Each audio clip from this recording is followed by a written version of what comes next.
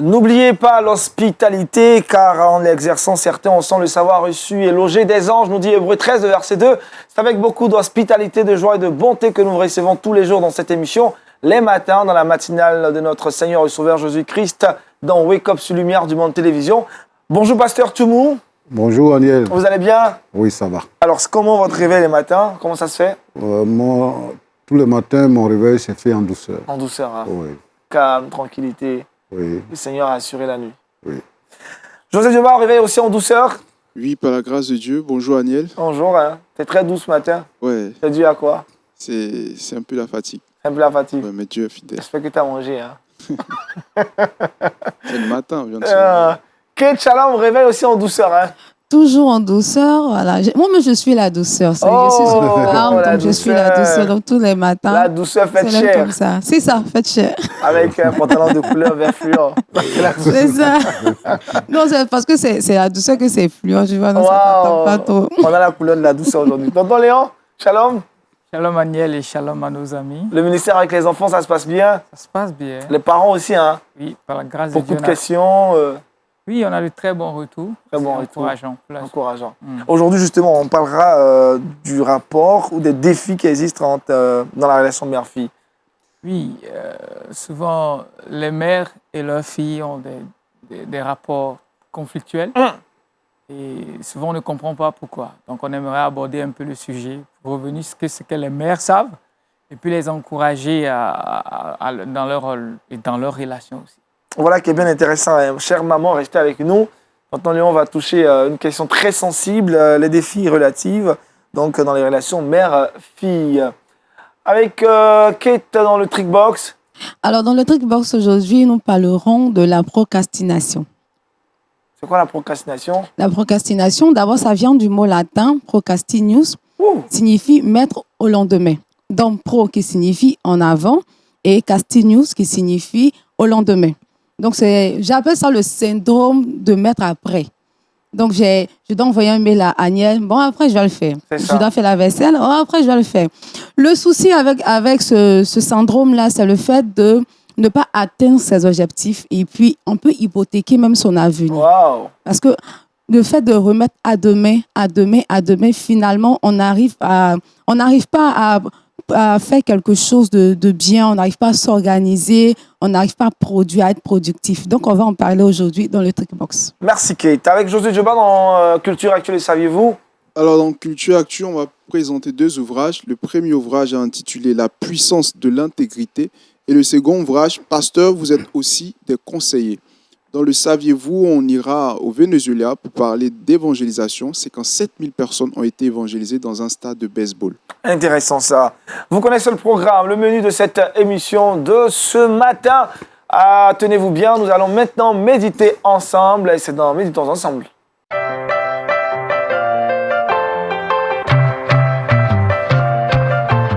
Choisis la vie et non la mort, le thème que le pasteur Toumou aborde ce matin. Pasteur, shalom encore à nouveau, allez-y. Oui. Nous avons deux textes dans le livre de Romains. Le premier texte est Romains 3, verset 23. Car tous sont péchés et sont privés de la gloire de Dieu. Le deuxième passage, Romains 6, 23. Car le salaire du péché, c'est la mort. Mais le don gratuit de Dieu, c'est la vie éternelle en Jésus-Christ, notre Seigneur. À la création, Dieu a donné une feuille de route à Adam pour vivre. La Bible nous dit que lorsque Dieu a fini de créer, tout ce qu'il avait à créer, il a trouvé que c'était parfait. Donc Dieu a créé l'homme pour qu'il vive éternellement. Qu'il soit dans le jardin, qu'il le cultive. Il a même pourvu à son besoin de compagnie. Donc, il a eu une épouse dans le jardin d'Éden. Il se trouve que chemin faisant, Adam et Ève ont manqué le but. Ils n'ont pas atteint le but que Dieu leur avait fixé. Alors, on dit qu'ils ont péché. Et parce qu'ils ont péché, Dieu les a chassés du jardin, là où il les avait placés. Et la Bible dit que Dieu a envoyé des anges pour garder le jardin, pour ne pas que Adam ait accès au jardin. Adam et Ève venaient donc de détruire la vie de l'humanité tout entière. Nous voyons que le premier péché qui a été commis, c'était la consommation du fruit. Mais le péché a commencé à grandir et à se multiplier. Ah, voilà Caïn qui tue son frère Abel, ainsi de suite. Et toute l'humanité tout entière a péché et est rentrée dans des débordements. De sorte qu'aujourd'hui, la loi de Dieu elle-même, si je peux ainsi dire, la feuille de route de Dieu n'est plus respectée. Mais Dieu leur avait dit ceci. Dieu a dit à Adam que le jour où tu mangeras ce fruit-là, tu mourras. Ce qui veut dire que Adam devait vivre éternellement dans le jardin. Et le fait d'avoir désobéi à Dieu, la mort a fait son entrée dans le monde. Donc, tout être humain qui vit doit mourir. C'est pour ça que Paul nous dit ici que le salaire du péché, c'est la mort. Pour Paul, c'est un salaire. Le salaire, c'est une récompense qu'on obtient après avoir travaillé. Pour Dieu, c'est une sentence. C'est une malédiction. Parce que le jour où Adam et Ève ont péché, Dieu a maudit toute la terre. Dieu a dit que c'est de la sueur de ton front que tu vas trouver ton pain. La terre, là, désormais, va produire des ronces et des épines. Non seulement la mort vient sur les êtres humains, mais sur les arbres, sur les animaux marins, les animaux de la forêt, les oiseaux et tout ça. Donc, tout le monde est maudit. Tout notre monde est maudit. Et tout ce que le monde renferme est maudit à cause du péché que Adam et Ève ont commis. Et donc, le péché est entré dans notre nature et nous pensons que maintenant, nous faisons corps avec le péché et que nous-mêmes, nous sommes péchés. Nous sommes péchés. Puisque la Bible dit que tous sont péchés. Donc, tout le monde est identique. Si tu vis, que tu fais ton enfant, parce que toi-même, tu pratiques le péché, c'est le péché que ton enfant apprend. Et si lui aussi fait son enfant, il lui apprend le péché. C'est pour ça qu'on dit que tout le monde a péché. Et donc, si quelqu'un vit dans le péché, il ne peut pas voir la gloire de Dieu. Il ne peut même pas s'approcher où Dieu est. Puisque Adam a été chassé du jardin d'Éden. Adam n'a pas de père et de mère. Il a été créé par Dieu lui-même. Et c'est Dieu lui-même qui a mis le souffle à Adam. Donc, Adam est une partie de Dieu. Mais à cause du péché, Dieu s'est séparé d'Adam. Aujourd'hui, c'est facile que les gens disent, par exemple, « Oh Seigneur, pardonne-nous nos péchés, comme nous pardonnons à ceux qui nous ont offensés. » Et puis, c'est un jeu. Les gens, ils attendent Noël et Pâques pour aller à l'église, ils s'en vont diminuer les péchés. Les péchés, on ne les diminue pas. On les confesse. Et on se détourne du péché. C'est ce que la Bible appelle la repentance. Donc, celui qui ne se répand pas va mourir. Alors, je voudrais parler de la mort. La mort signifie séparation. Quand un homme meurt physiquement, c'est-à-dire qu'il est séparé d'avec son âme, il est séparé d'avec son esprit. Donc, le corps est inerte, on dit qu'il est mort.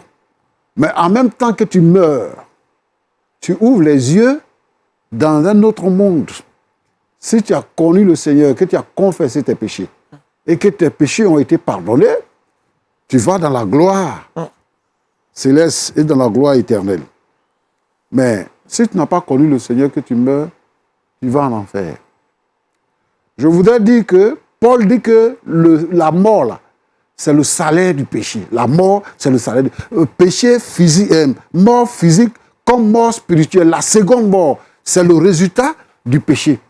Donc, une fois que tu es mort, c'est-à-dire que quand tu es vivant, il y a de l'espoir. L'espoir. Mais une fois que tu meurs, il n'y a plus d'espoir. Quand tu es mort, tu reçois ton salaire. C'est-à-dire que c'est la fin du mois. Donc, on doit te payer. Si on ne te paye pas, ce n'est pas normal.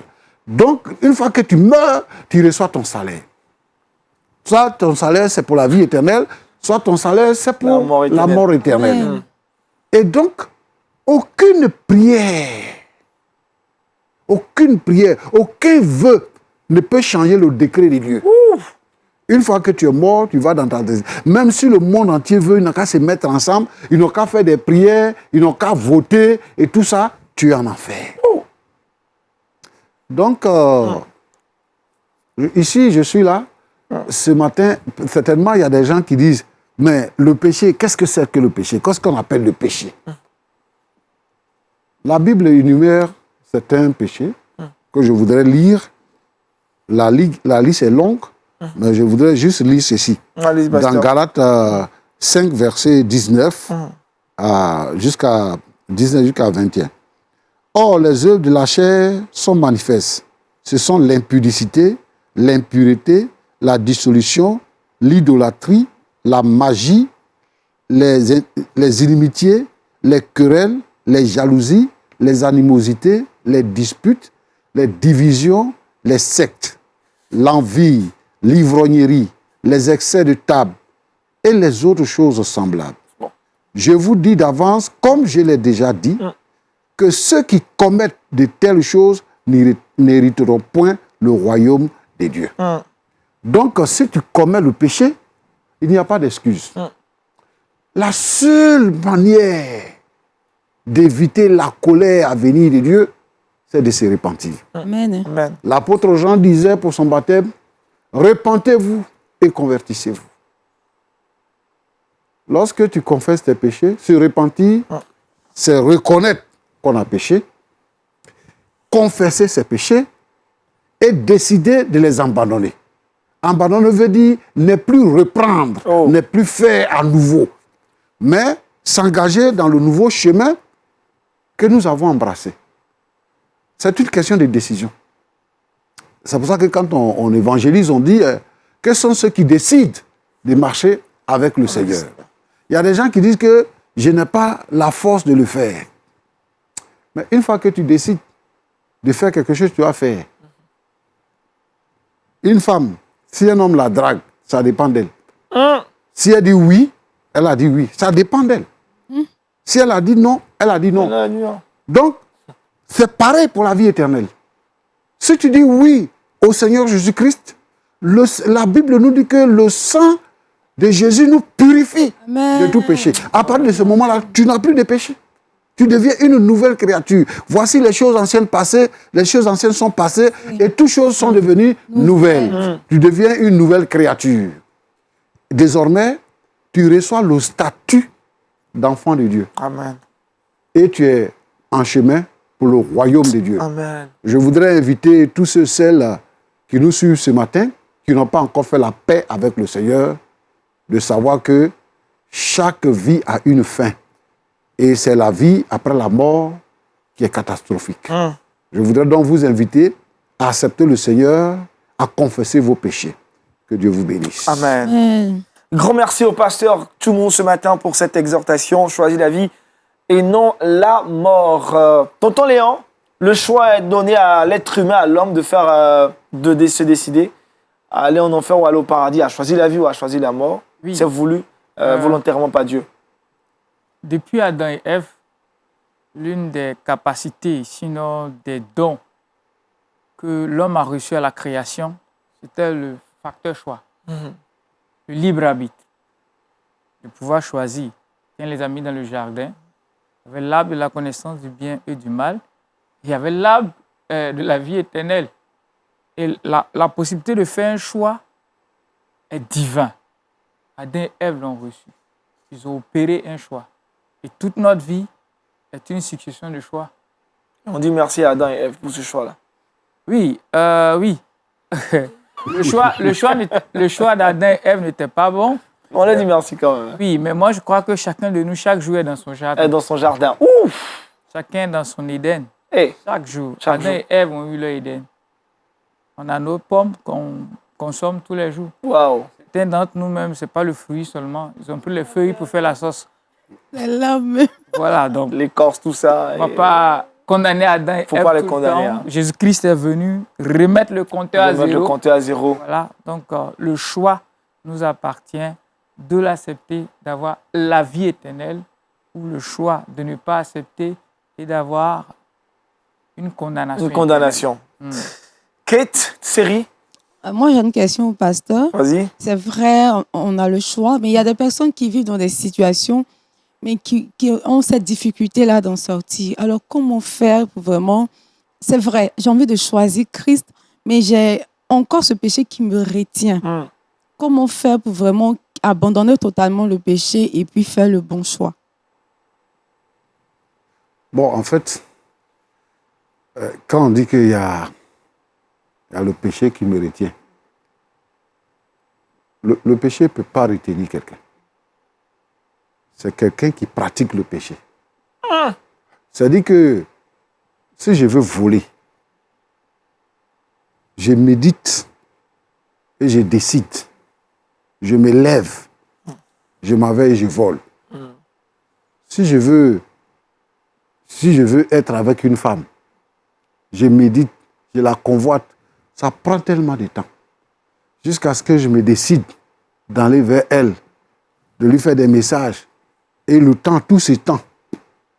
Et le Saint-Esprit, ma conscience m'interpelle. Mais je force.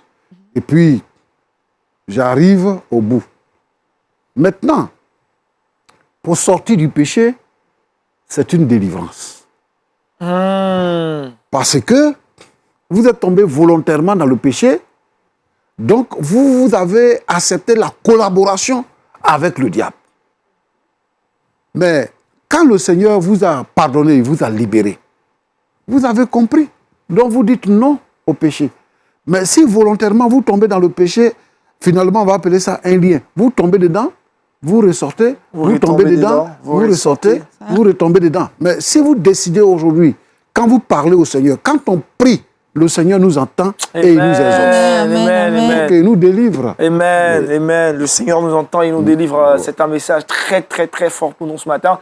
Pasteur, tout le monde, vous allez prier pour nous, demander au Seigneur de nous aider à faire les bons choix tous les jours. Tantôt, on l'a dit, on est dans nos différents Éden. Que Dieu nous inspire, dans son esprit, à faire vraiment de très bons choix.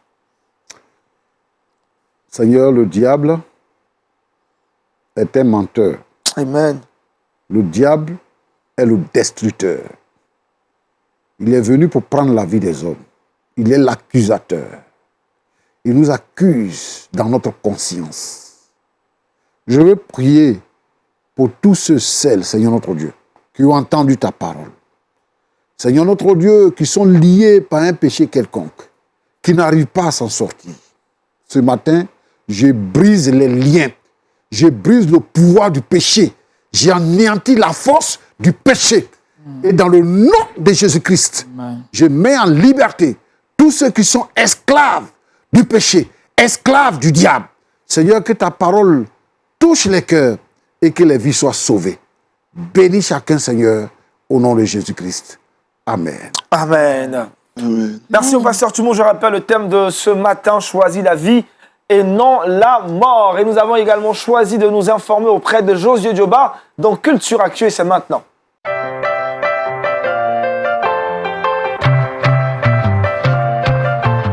La littérature chrétienne est riche de plusieurs ouvrages de qualité. Josué Dioba se fait fort de nous les présenter et de nous proposer des ouvrages. Aujourd'hui encore, on parle littérature. 2 ouvrages que vous nous proposez aujourd'hui. Oui, 2 ouvrages ce matin. Le premier ouvrage est intitulé La puissance de l'intégrité de l'auteur John McHattie. C'est un ouvrage qui est composé de 217 pages et il est sorti récemment en 2022, dans le mois de mars. Alors aujourd'hui, nous vivons dans une société où les principes bibliques et les valeurs chrétiennes sont bafoués. Lorsqu'on se rend au travail, à l'école, à l'université, nous avons beaucoup de compromis que nous faisons vis-à-vis de notre vie au lieu de profiter de ces occasions-là pour prêcher la parole de Dieu ou pour gagner des âmes. Les gens aujourd'hui, lorsqu'on critique le Seigneur, lorsqu'ils sont au travail, ils sont je ne sais pas où, ils restent dans leur coin plutôt que de dire non, je suis chrétien et je dois gagner ces âmes-là, je dois leur parler du Seigneur. Et très souvent, le Seigneur nous donne des occasions comme ça pour pouvoir manifester sa gloire. Mais très souvent, nous sommes là et nous sommes réticents et nous ne le faisons pas. En effet, le compromis aujourd'hui est devenu un mode de vie. Nous avons dilué la parole de Dieu au lieu de proclamer le Seigneur. pour éviter d'être rejetés, pour perdre notre travail, pour éviter d'être rejetés par nos amis. Nous ne parlons pas du Seigneur. Nous sommes là et nous sommes des spectateurs au lieu d'être des acteurs. Des acteurs. Alors, trop souvent, nous préférons l'hypocrisie à l'intégrité. La Bible pouvait dire comme ça dans le livre de Proverbes que plusieurs personnes proclament leur bonté, mais un homme juste qui va en trouver. Un homme fidèle plutôt. Plusieurs personnes proclament leur bonté, mais un homme fidèle qui va en trouver. Donc aujourd'hui, il est très facile de dire, moi je suis gentil, je suis ceci, mais l'intégrité, la loyauté, on ne trouve pas cela dans la vie. Et c'est ce livre-là qui vient donc par la puissance de l'intégrité interpeller les chrétiens. John MacArthur, même qui est un pasteur américain, il vient à travers cet ouvrage nous indiquer la voie à suivre pour développer notre caractère de manière à refléter celui de Christ. Parce que nous sommes des ambassadeurs et nous devons montrer l'image du Seigneur Jésus. Le second ouvrage que je propose est intitulé « Pasteur, vous êtes aussi des conseillers » de Paul Leeson David, qui est composé de 71 pages, dans lequel l'auteur interpelle les pasteurs sur le rôle unique en tant que berger du peuple de Dieu. Aujourd'hui, il y a plein de gens qui souffrent de blessures intérieures, il y a plein de gens qui souffrent de trahison, mais lorsqu'ils vont voir les pasteurs, il n'y a pas cet outil-là pour pouvoir les conseiller, pouvoir leur donner des conseils qu'il faut afin de relever certains défis. Donc ici, l'auteur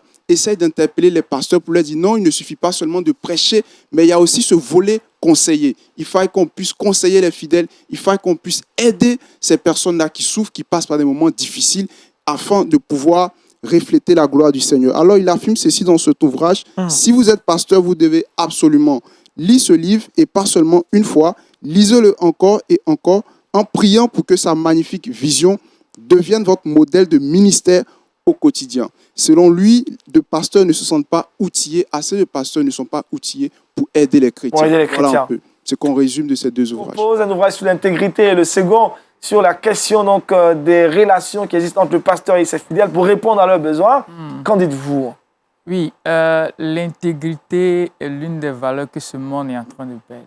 Même dans l'Église, l'intégrité, c'est bien de pouvoir le rappeler, que le pasteur John MacArthur revient dessus, de rappeler les valeurs. Au finish, ce sont nos valeurs qui nous restent. Et ce sont nos valeurs qui nous identifient. Ce n'est pas nos valeurs que les gens arrivent à nous respecter. Donc c'est bien de revenir dessus et d'insister sur l'importance de l'intégrité, de la loyauté, ces principes qu'on est en train de perdre. Pendant que tu parlais, il y avait le témoignage d'un pasteur qui m'est revenu. Peut-être que vous avez vu l'histoire quelque part.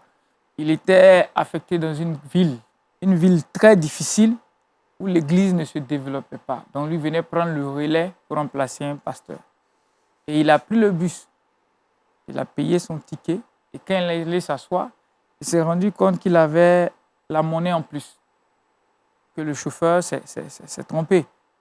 Donc en descendant, il a rendu le surplus pour dire au chauffeur, vous vous êtes trompé, vous m'avez donné plus de monnaie. Donc tenez votre monnaie.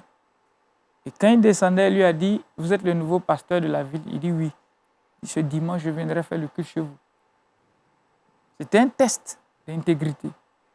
C'est-à-dire tous ceux qui sont passés, des gens les ont testés à plusieurs endroits de la ville et ils ont échoué. Du coup, ce n'est pas tant le message, tant le charisme qui les attire, mais quelqu'un qui est capable de me rendre la monnaie, il obéit à ce qu'il va m'enseigner. C'est clair. Et donc, l'intégrité, c'est ça. C'est partout. Au marché, dans les taxis, dans les warriors, dans les concours. Aujourd'hui, les chrétiens, c'est le système. Tout le monde paye. Donc, si on paye, ça fait quoi? Ça, c'est compromission, corruption. Oui, on se compromet. Donc, après, on ne peut pas se plaindre de ce qui se passe dans le pays. C'est Comment nous-mêmes on est arrivé à ce poste? Voilà, je pense qu'on a déjà abordé ce sujet-là ici. Et donc, pour le second livre sur pasteur, vous êtes aussi des conseillers. Je dirais même vous êtes surtout des conseillers. Parce qu'après la prédication, après l'enseignement, il y a un travail d'accompagnement. Il y a un travail d'accompagnement. Beaucoup entendent. Ça leur fait du bien. Et parfois, on reste dans le sensationnel.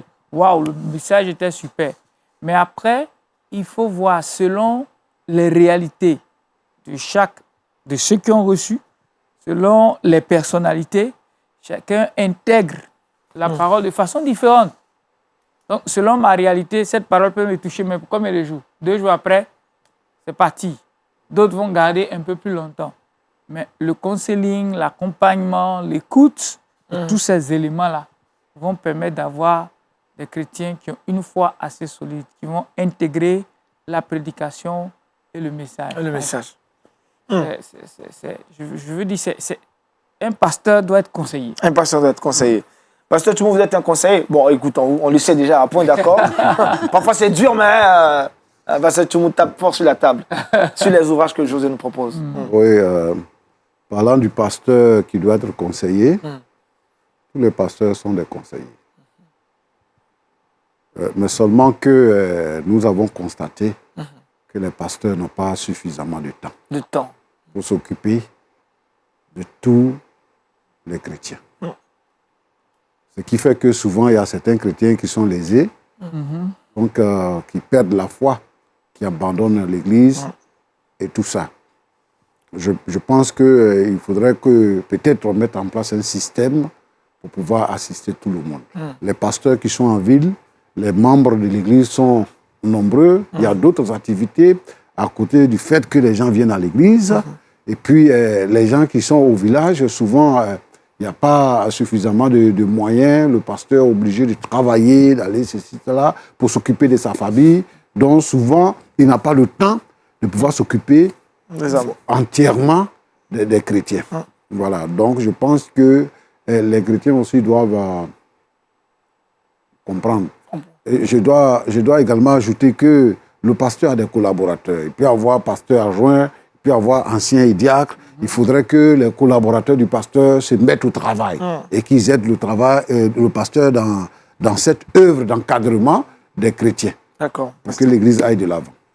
Un mot sur l'ouvrage sur l'intégrité. Oui, bon. Comme l'autre le disait tout à l'heure, bon, aujourd'hui, il y a beaucoup de difficultés par rapport à l'intégrité. Et moi, je voudrais encourager les uns et les autres à être intègres. Parce que ce qui a fait la particularité de Job, la Bible dit qu'il était intègre. Job intègre. C'est la Bible qui le dit. Donc, c'est Dieu qui atteste qu'il était intègre. Il faudrait que vraiment les pasteurs aujourd'hui soient intègres. Bon, nous avons abordé à point d'accord plusieurs sujets concernant des pasteurs qui ne sont pas intègres. Je voudrais souhaiter que, bon, il y ait beaucoup plus d'intégrité, il y ait beaucoup plus de vérité, voilà, et que, bon, l'Église puisse mûrir et grandir. Oui. Amen. Merci, pasteur. Tu me rappelles des ouvrages, des auteurs? Renchérir un peu les propos de tonton Léon. Récemment, il y a une annonce selon laquelle il y avait un gendarme qui travaillait à l'ambassade des États-Unis, je ne sais pas si vous êtes au courant, qui a ramassé une somme de 10 millions. 10 millions de nos francs. Il y a une dame qui était venue faire son passeport et elle a oublié cette somme-là à l'ambassade des États-Unis. Et le gendarme qui a pris cet argent, il a gardé et après, plus tard, la dame est revenue et il lui a remis cela. Et lorsque cela rentre dans l'oreille de l'ambassadeur, cet homme-là a été décoré pour intégrité. Donc, il a montré une belle image de la Côte d'Ivoire aux États-Unis. Il aurait pu prendre cet argent-là et garder et dire non. Donc, si les gens du monde même peuvent faire ça, à combien plus forte raison nous qui sommes chrétiens? Qu'avant le Saint-Esprit. Donc l'intégrité est vraiment un sujet. Et tout ça se rapporte au message du pasteur. Il faut faire de bons choix. Donc choisir la vie, c'est aussi choisir l'intégrité. Rappel des ouvrages, La puissance de l'intégrité de John MacArthur et le second ouvrage, Pasteur, vous êtes aussi des conseillers. Je rappelle qu'on peut les trouver dans les librairies chrétiennes. Dans les librairies chrétiennes et pas ailleurs. Pas ailleurs. Pas chez les marchands de friperie.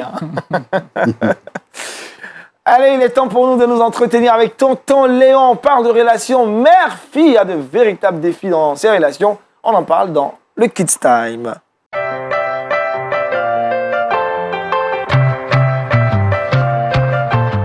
Tonton Léon, aujourd'hui, on parle de relations mère-fille. Les défis dans cette relation, dans ce type de relation, parfois très conflictuel, vous l'avez dit. Oui, parfois très conflictuel. Et cela s'explique. On a déjà abordé ici combien de fois les pères et les filles ont une relation privilégiée. Comment est-ce que les pères construisent l'identité, la personnalité de leur fille. Et aujourd'hui, on aimerait parler des relations qu'une mère a avec sa fille. Et ces relations-là sont parfois difficiles. Alors, qu'est-ce qui peut expliquer cela? Bon, à un moment donné, c'est deux femmes. OK? C'est deux femmes qu'on a. dans la maison, sinon plusieurs femmes. Donc, la fille qui s'identifie, elle devient femme, donc elle affirme sa féminité. Il y a la mère qui est dans son foyer et qui se considère comme la seule femme. Donc, tout de suite, les questions d'identité vont poser problème. La mère voit toujours une fille. Et la fille voit qu'elle est femme. Donc, il y a deux femmes. Et comme ça, tu attends, tu es devenue femme maintenant. Les moments, ces propos, ce n'est pas forcément nécessaire. Ou bien dire, tu penses que tu as grandi maintenant. J'ai entendu une mère dire, oui, je prie que quand tu vas grandir, toi aussi, tu vas faire des enfants, tu vas voir ce qu'ils vont te montrer. Ça, c'est carrément de la malédiction, là. C'est comme si on est en train de dire, tu me fais souffrir, toi aussi, tu vas souffrir. Tu vas souffrir. Voilà, maman, et c'est des mamans chrétiennes. Attention à nos propos. Ce sont nos filles, elles sont en train de grandir, elles affirment leur féminité. Il arrive aussi qu'à un moment donné, les filles, même à bas âge déjà, vous voyez qu'elles portent les chaussures de leur maman. Quand elles sont préadolescentes, elles vont se cacher, porter les habits, les bijoux, essayer. Les petites filles, vous allez voir que si vous aimez les maquillages et tout ça, tout de suite, à un moment donné, vous arrivez, elles ont mis le maquillage un peu partout. Et c'est la bagarre, mais tu m'as gaspillé le maquillage. Dans notre culture africaine, un enfant qui porte les habits de sa mère, c'est un manque de respect et c'est l'aspect négatif qu'on voit. Ce n'est pas forcément négatif. En fait, la jeune fille vous prend pour modèle. Elle est en train de s'identifier à vous. Et ça, c'est bon signe. Elle n'est pas allée prendre un modèle négatif et étranger quelque part. Donc, si elle porte vos robes, si vous voyez qu'elle utilise votre parfum ou bien votre bijou, vous l'interpellez. Waouh, j'ai vu que tu as utilisé mon parfum. Ça prouve que tu l'aimes. Mais je souhaiterais prochainement que tu puisses faire la demande. Ou bien vous lui offrez le même parfum. Ça ne veut pas dire qu'il y a égalité. Ça veut dire qu'elle vous apprécie, elle s'identifie à vous. L'habit, vous pouvez coudre le même modèle. Pourquoi pas? Il est mieux que notre fille s'identifie à nous qu'elle cherche à s'identifier ailleurs. Donc, la fille, à un moment donné, peut apparaître comme une rivale. Attention, les filles qui développent une bonne relation avec leur père, à un moment donné, les mamans, les émotions font que c'est comme si vous êtes en train de partager le même mari. Oh. C'est ça. Papa aime sa fille. Papa, en train de travailler, a bâti la personnalité de sa fille. La fille est attachée à son père parce que c'est la figure paternelle qu'elle a. Elle admire son père en tant qu'homme. C'est le super homme pour elle. La maman est là. C'est mon mari. C'est mon chéri. Tu commences à prendre un peu trop de place. À un moment donné, certaines mamans mais oublient carrément que c'est leur fille. Et ça rentre dans des rivalités. Ce n'est pas forcément nécessaire. Au contraire, cette complicité peut être vraiment positive. C'est-à-dire le père travaille à construire son identité, sa personnalité. Et vous travaillez à lui donner une féminité. À une féminité. La femme est créée pour séduire. La séduction n'est pas négative. On dit esprit de séduction. Oui, dans un certain sens, on trouve un esprit là. Mais la femme est faite pour séduire. Dieu l'a créée avec la séduction. On n'est pas en train de donner un coup sur le mariage, sur les couples et tout ça. Mais Dieu l'a créée comme ça. Quand Ève est apparue à Adam et Ève, nulle part elle a dit « Je suis Ève, je suis ceci ». Non, non. Ève était déjà attirante en tant que femme. Et Adam ne pouvait que s'exclamer, mais waouh! Voici celle qui est chair de ma chair. Donc, il y avait l'aspect physique, il y avait l'aspect émotionnel, il y avait l'aspect spirituel dans l'exclamation de Adam. Elle était belle, elle était attirante, elle était séduisante. Donc, nos filles, à un moment donné, elles seront séduisantes. Ça ne doit pas être une crainte pour la maman, ni une peur. Mais ça veut vous dire que vous êtes en train de préparer une jeune fille, sinon une jeune femme qui plus tard va rentrer dans le foyer. Donc c'est de travailler à une complicité, à partager avec elle. à partager même des émotions, à voir avec elle ses habillements. Qu'est-ce que tu penses? Est-ce que tu penses que t'habiller comme ça? Qu'est-ce que tu recherches? Qu'est-ce que est ton objectif? En portant ça pour sortir. Mais si on va dans la confrontation, ça crée toujours un conflit. Voilà. Donc, les mamans, c'est une femme que vous êtes en train de bâtir, travailler à la complicité. Amen. Quand nous regardons dans la Bible, il y a certains sujets, on se dit, est-ce que la Bible même aborde cela? Mère et jeune fille. En creusant, il y a une belle histoire qui pourra nous aider, l'histoire de Ruth, la Moabite, avec sa belle-mère. On voit dans Ruth, le chapitre 1, à partir du verset 15, Naomi dit à Ruth, « Voici ta belle-sœur retournée vers son peuple et vers ses dieux. Retourne comme ta belle-sœur. » On connaît l'histoire. Elles ont perdu leur époux. L'autre belle-sœur est entrée chez elle. Ruth, qui est Moabite, et Naomi, sa belle-mère, lui dit, ben, écoute, puisque la personne qui nous liait, c'est mon fils qui est décédé, je te libère. Naomi dit, non, ne me presse pas de te laisser, de retourner loin de toi, où tu iras, j'irai, où tu demeureras, je demeurerai, ton peuple sera mon peuple, et ton Dieu sera mon Dieu. Ça prouve la qualité des relations que Naomi avait avec sa belle-fille. La qualité des relations que Naomi avait avec sa belle-fille. Et cette relation a poussé une Moabite à choisir Le Dieu. le Dieu Israël. de sa belle-mère. Et après, on voit comment est-ce que Ruth a rencontré Boaz et une nouvelle destinée s'est tracée pour Ruth. Tout ça, c'est parti de quoi? De la bonne relation qu'elle avait avec sa belle-mère. Donc, chère maman, travaillons. Ce sont nos filles. Ce ne sont pas nos rivales. Elles cherchent à s'identifier à nous. Prions pour avoir les bons côtés de ces relations. Et vous allez voir que vous allez bâtir un modèle de femme que vous-même vous apprécierez. Merci, tonton Léon. Pasteur Choumou, vous avez une fille, hein? Plusieurs même. Oui, j'ai 2 filles. 2 filles. Vous avez de très bonnes relations avec vos filles. Oui, mais moi, dans mon cas, les filles, elles sont attachées à leur mère. À leur mère? Oui. Et moi... Vous étiez toujours partis, hein? Toujours dehors, c'est ça? Non, mais je vais où? Je suis là. Je veux dire ceci, je veux dire ceci, c'est que ce que tonton Léon dit est juste. Mais moi, je voudrais encourager les filles à s'attacher à leur mère. À leur mère? À leur mère.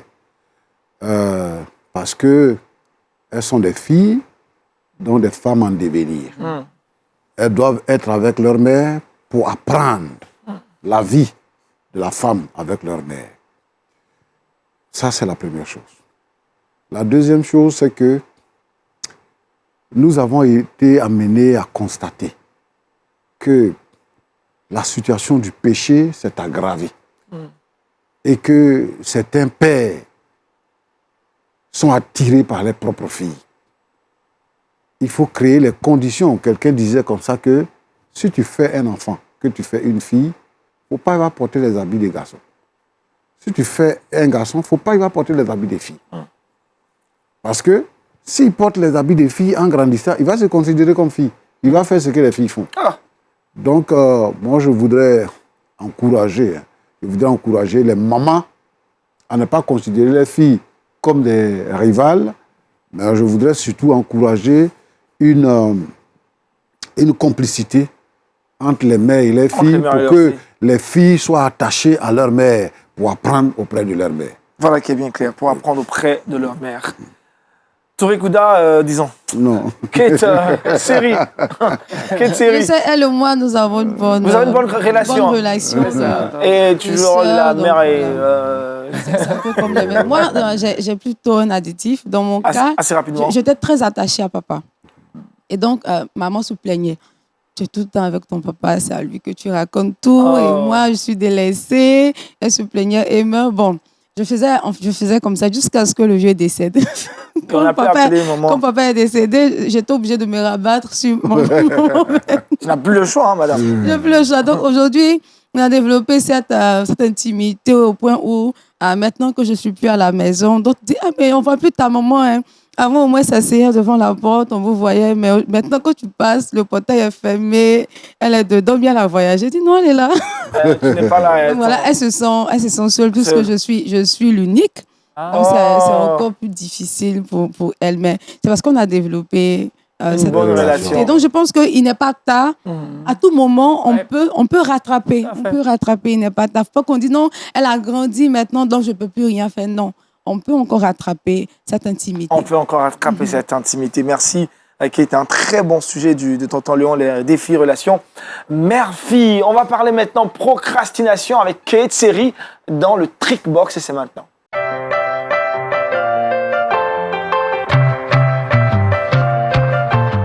Eh bien, Kate nous propose 3 astuces pour sortir de la procrastination. Kate? C'est ça. Alors, avant de donner les astuces, on va d'abord essayer de nous retrouver. Donc, comment reconnaître quelqu'un ou comment savoir qu'on a cette habitude-là de procrastiner? D'abord, ce sont ces personnes-là qui remettent tout à après. Pasteur Choumou l'a dit tout à l'heure, il faut se donner au Seigneur, il faut faire le choix. Mais ah oui, demain je vais aller prier. Non, après demain je vais me convertir. Non, après je vais me baptiser. L'année prochaine je me baptise. Et quand l'année arrive, non, l'année qui vient, je me baptise. En fait, on n'arrive pas à prendre une bonne décision ou à faire un choix définitif. Je dois faire du commerce. Ah oui, je veux entreprendre quand la date arrive. Non, le mois prochain. La semaine prochaine, moi j'aime travailler sous pression. Voici des excuses que ces personnes-là trouvent. J'aime travailler sous pression. Non, je ne suis pas très motivée pour le moment. Après, je vais me mettre à cette tâche. Et on évolue sans accomplir quelque chose. Et à la fin, on se retrouve avec beaucoup de choses à faire en peu de temps. Mais sachant qu'on ne peut pas être efficace quand on fait quelque chose de manière précipitée. Donc, un examen que tu dois préparer en 9 mois, ce n'est pas en 1 semaine que tu vas venir apprendre, faire la mise à niveau de toutes ces leçons. C'est des élèves, des étudiants qui le font. Donc, pendant l'année scolaire, on a 9 mois, on joue, on se balade. Et puis, en 1 semaine, c'est le moment de faire, de veiller pour étudier, on est submergé, tout ça. Non, il ne faut pas faire ça. Donc, qu'est-ce qu'on peut faire pour éviter de procrastiner? C'est d'abord parce qu'on n'est pas organisé. Donc, il faut premièrement s'organiser. Donc, on va faire une to-do list. Donc, la to-do list, c'est une liste personnelle qui nous permet de faire notre programme. Donc, les tâches les plus importantes aux moins importantes. Alors, on va faire une pyramide renversée. On a l'habitude de le faire à l'école. Donc, une pyramide renversée, les tâches les plus importantes à celles qui sont moins importantes. Donc, ne finissez pas... finissez une tâche avant de faire une autre tâche.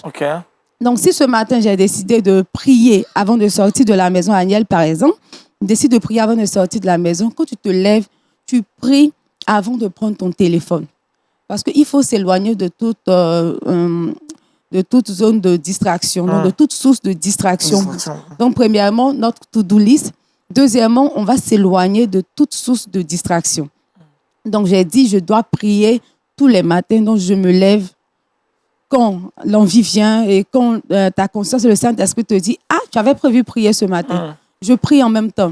Je ne dis pas « Ah oui, c'est vrai, j'avais prévu prier, mais bon, je vais regarder mes mails, je vais aller prendre ma douche d'abord. » Tu ne pourras pas.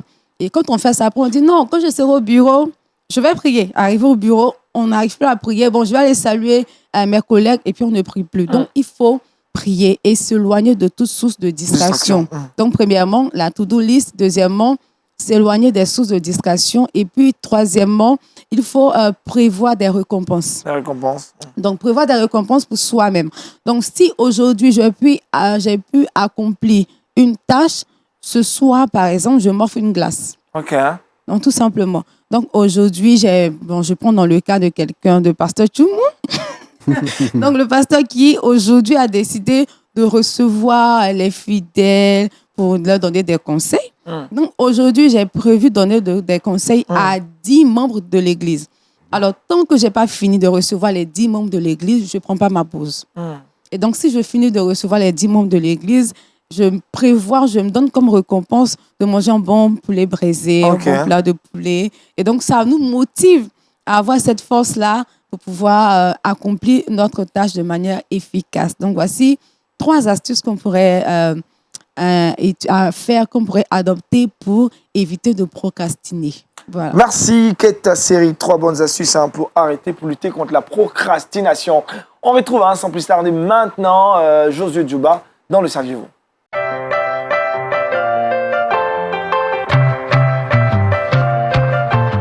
Et avec Josué Djouba, on atterrit au Venezuela. Oui, on a atterri au Venezuela, Aniel, où 57 000 personnes ont été évangélisées lors d'un événement dans un stade de baseball. Donc, il faut dire que cet événement a été organisé par l'association évangélique Billy Graham à Puerto La Cruz. Et il y a eu des temps d'évangélisation, des temps de louange, d'adoration et de danse. Et cet événement-là a commencé début avril. C'était sur 3 jours. Et durant cet événement qui a rassemblé 57 000 personnes, Dieu a fait grâce. Il y a eu 14 000 personnes qui ont été converties. 14 000 personnes qui ont été converties. Et il y a l'évangéliste David Rose qui a affirmé ceci. Cela montre qu'il y a une faim et une soif de Dieu. Il a assuré la prédication à Évangélique au Digital.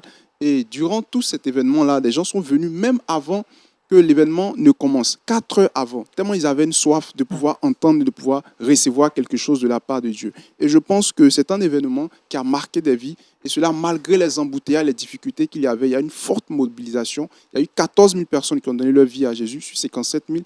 Nous glorifions le Seigneur car nous croyons que c'est la grâce de Dieu qui a permis cela. Soyez les bienvenus. Et nouveau, les 14 000. Ils ont fait le bon choix. Ils ont fait le bon choix. On les accueille avec beaucoup de joie tout en Lyon. Ouais, avec beaucoup de joie, il y a déjà la joie dans le ciel.